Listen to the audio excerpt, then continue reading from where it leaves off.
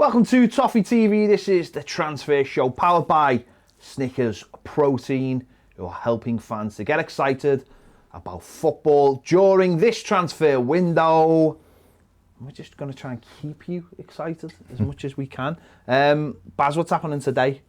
What are we looking at today? We're looking at today. Crystal Palace have confirmed the loan signing of Jean-Philippe Mateta from Mainz. And this is someone you really like, isn't it? Well, it's someone... You're a bit disappointed that Everton haven't got him. A little bit disappointed. You had a little cry over there. Yeah, I was crying. It's a player who I think's got a lot of potential. Whether he can do it here remains to be seen, doesn't it? But he's a 23-year-old French striker, 6'3", 6'4", I think he is.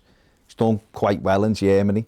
And for some, if you're looking for centre forwards who could come in and kind of be an understudy, or well, not an understudy, but battle with Dominic Calvert-Lewin without demanding to be the first choice striker, I think this is someone who Everton could have got. It's someone who was on Everton's radar in the summer.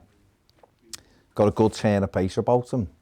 You know, Crystal Palace might have got themselves a good player here. It's a loan, isn't it, with an option to buy? Yeah. So who's to say that, you know, if he gets a good loan, just nip in there Palace will want him, yeah. Nip in there in summer, you know, grab him and make Palace. Well, what they're saying is the agreement is an 18-month loan with the view to a buy. So he's here for a... If that's the case, obviously, there's always room for manoeuvre in these deals, but it's one to watch because he could do really well. And they're a team with, you know, Benteke and Ayew and players like that, and they haven't got a lot of goals. So if he can get himself in there, he'd do quite well. Obviously, that puts question marks over Batshuayi. But Palace play a lot on the counter-attack, don't they? And this player seems like he would suit that, and if he's got an eye for a goal, and you know, in this Premier League, it's only the odd goal. You know, it's a goal that wins you most games, and it's getting that little edge. And it's interesting because, you know, transfer window's been a bit quiet coming in so far, and Palace have decided, you know, we can have a go. We might, you know, we want to get away from what's going on at the bottom, but also we can string a couple of wins together, which is, again, I don't think is that hard in this league. We've seen how many teams now have strung 4 wins together. You know, City, I think at the moment they've got 6, haven't they? West Ham are on a good run. Arsenal on a decent little run. You know, it can propel you very, very quickly. You get in that top half in the mix. 2 wins takes you into the top 3, doesn't it? So that's a good sign from Palace. And if he settles, I think he'd do really well for them. Just keep him warm for us. Yeah, exactly. But it's a case of trying to get these opportunities and see whether you can mould these players. And if he doesn't settle, he goes back, doesn't he? They don't take the option up. But if he does, then they got themselves a good young player. So it looks like he could do well. Another player who was on Everton's radar and was Everton tried to get very late in the window, well, right the way through the window, was Fikayo Tomori at Chelsea, and they didn't want to sell him didn't want to loan him to a rival. And good decision. As it's proved, it is a rival, isn't it? Well, it's a great decision for us because it meant we ended up getting Ben Godfrey. But Tomori looks like he's off to Milan on loan. They want that deal tied up over the weekend. So I think that'd be a good move for him going out to Italy. He's done well when I've seen him for Chelsea. He's always done all right. And you know, Everton tried to get him. Everton tried to get him last season. They kept him last season. Played him for the first half of the season. He done really well, and then they took him out the team, and he didn't get back in.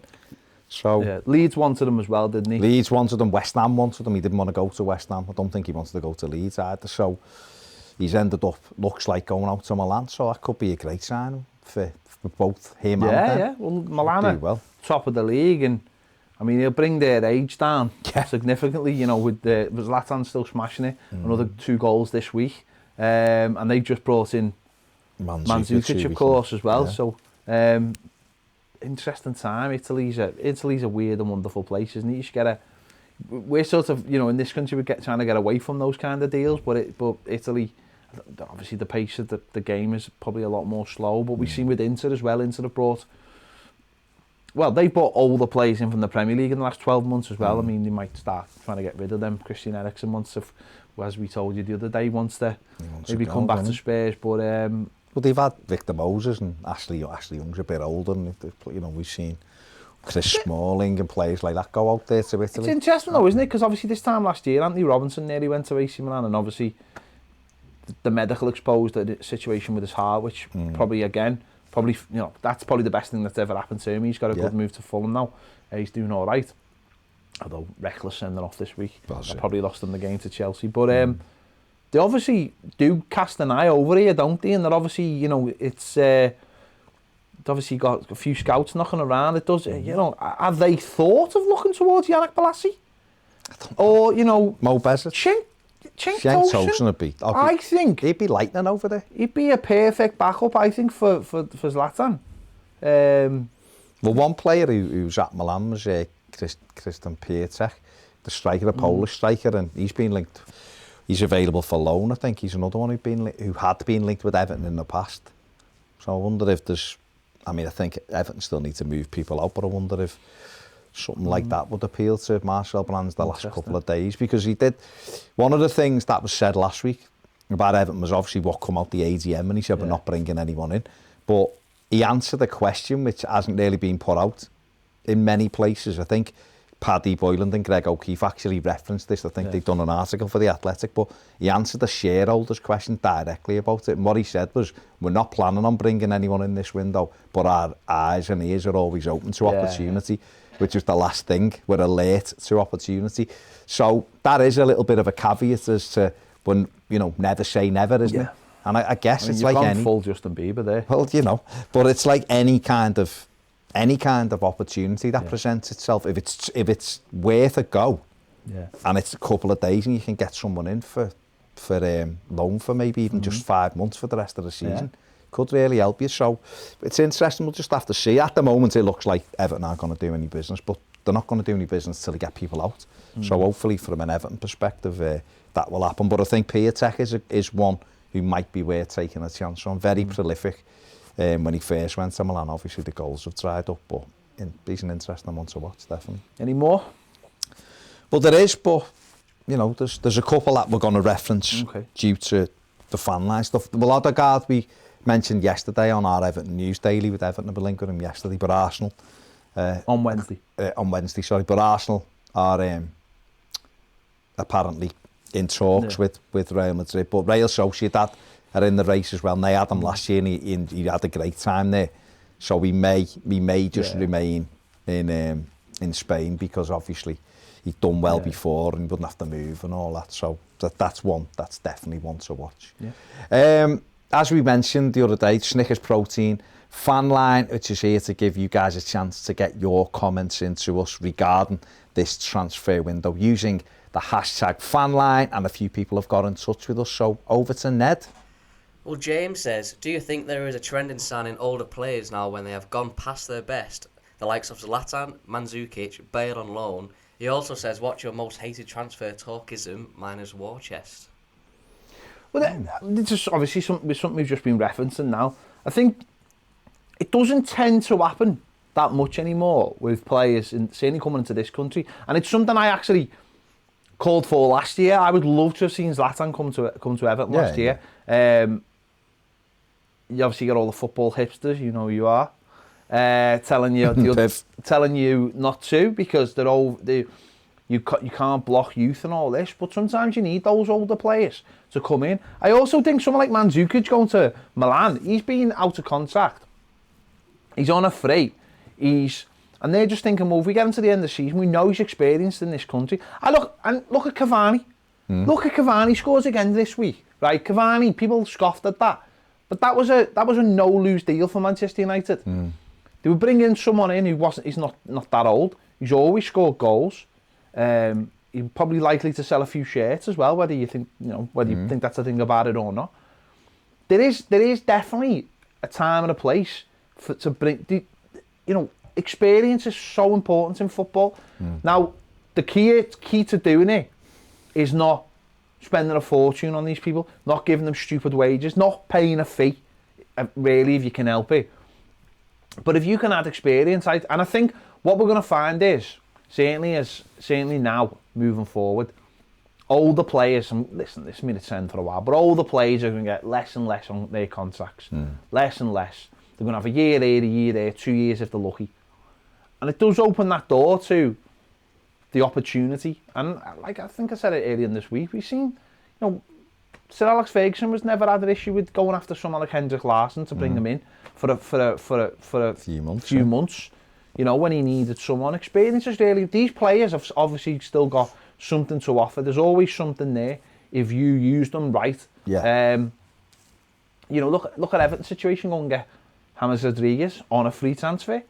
You know, you can't... No one can tell me, all right, he's maybe a little bit younger, but 29. No one can tell me that's a bad deal no matter what happens. Because he's brought a spotlight to Everton.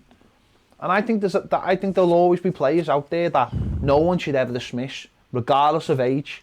Like, if you got to the summer and Everton could get Giroud for a year, I'd still go and take him for a year. Because I still think he could offer a lot to Everton Football Club. I think he's got experience. Now, again, people mightn't like that, but I think you use experience the right way. Some players might look at it and go, we'll put it this way, right? We brought a young kid in like Moise Keane, who wanted to play football, didn't play football, and has now ended up going to Paris Saint-Germain on loan. So where's the... Do you know what I mean? There's almost like a crossover there where you go and get an older player who might understand that coming off the bench is his job, and he might play a few games if you're in Europe and doesn't give you the same trouble. Do you know what I mean? If you're looking for that second striker. No, Giroud's a really good example because he's been excellent for Chelsea this season. He can play all the time. You know, but he'll go somewhere, won't he, and do that? Possibly whether he carries on. I don't know whether he'll want to carry on. If he does, he still looks fit. He looks like he can play. Then yeah, listen, if he wanted to come to Everton for 12 months and, you know, was back up to Dominic Calvert-Lewin. And you're at European football. And you've got some European football you could offer him, and you've got Carabao Cup games, and he's happy to play half the games. Then fair enough, for 12 months, you're looking and going, well, it'll get us 12 months further down the line, we can identify what we need then. Then yeah, of course, and there will always be those players that are quality. Cavani's a quality footballer. He's 33. You know, it was a free transfer now. Yeah, if you're putting all your eggs in one basket with them and going, this fella's going to change everything we do, then maybe it isn't the right kind of deal. But if it's someone to come into the squad who can help you out and play and drop in and drop out, and they're happy to do that, then there'll always be room for those players. You don't want players... I think the problem is clubs have got players who are basically just on the gravy train. Yeah, of course. Players who don't offer any value. Evertonians will point to like someone like Fabian Delph. A lot of injuries. 29, we got him, and he's come in. It's not worked. Of course. He's cost us a lot of money. And other clubs will show those examples around it. And if you get too many of them, you become like QPR did, with like, you know, just bringing loads of names in, but they don't actually help you. Where if they'd have brought one or two in, it might have helped them. There's loads of examples of that everywhere. The Italian clubs like Milan, they know what they were doing with Ibrahimovic. Ibrahimovic is an unbelievable footballer, dead fit, big presence, great leadership qualities. Now, you've just said they brought Mandzukic in. It's brilliant for Juve. You know, knows that league. Yeah. It's a slower tactical game there. It's not hurly-burly. Now, could Mandzukic have come to the Premier League and played 35 games in a season? Probably not. I mean, he might have been on the pitch 35 times, but would he have affected it because it's about pace and power? But that league's different, and he's going into a squad where they've got other options as well. They've got Rafael Lau, who can do the running for them, who's a great prospect. So I definitely still think there's a place for it. It's using it wisely. That's what it is. Ned? Matty says, what's your thoughts on Willian Jose to Wolves? Do you think it will kickstart Wolves' season, and do you think he's a player we've potentially missed out on? Another player who was linked heavily with Everton over the last 3 or 4 years, Willian Jose. I know Steve Walsh, whatever you think about him, really liked him, and Everton had looked at him when Koeman was here, and being at Real Sociedad, I think he's a 1 in 3 striker, but he's a good target man. 29 now, 29, so, you know, not the youngest, but then he brought Raul Jimenez in, he was 28 at the time, and he's been fabulous for them, so I think it's a 6-month loan. It's you know, to the summer. They've got no one up there, have they? No, it's perfect for them because of what's happened. They've got obviously Jimenez. They're not sure whether he's going to come back this season. We don't know. And you don't see anyone you wouldn't rush him back. No, anyway. No way you'd rush him. And they've got players like Podence and you know Neto, who are good, skillful, technical players, but they're not a goal threat really. They might get weigh in with the odd goal, but they're not, or they're certainly not someone who you can knock it in and he'll hold it up and lay it off. Fabio Silva, who they brought in, is only 18. As lively as he is, he's not really got to grips with the Premier League yet in terms of being a regular goal scorer. So this fella will lead the line for them, and I think it's a good option. And again, if he was offered to Everton for 6 months, then yeah, you know, he's another one. He's a target man type player. He's a little bit like for like with Dom, although obviously Dom's can run in behind as well. But what I mean is he's someone who you can aim for with balls into him, and he can get hold of it and keep it for you. So he's a good target. I think it's a really good sign for Wolves. They need that. That's what they're lacking. Ned? Steve Kelly says, what has been EFC's best ever January transfer signing?